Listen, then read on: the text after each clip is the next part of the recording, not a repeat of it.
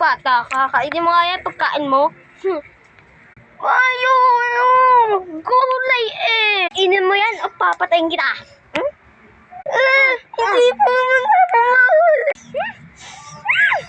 Ano nangyayari dito? Ha? Yung anak mo, pakainin mo nga yan before magsama talaga yung mag-im na kayo. Bata ka. Kasabis yung turong ko. Bata ka. Ay, hindi na ko mahuli.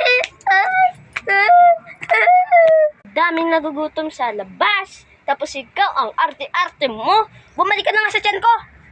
Ano sabi ng mama mo? Kainin mo yung kulay malunggay na yan. Ito na po. Subuin mo nga ni.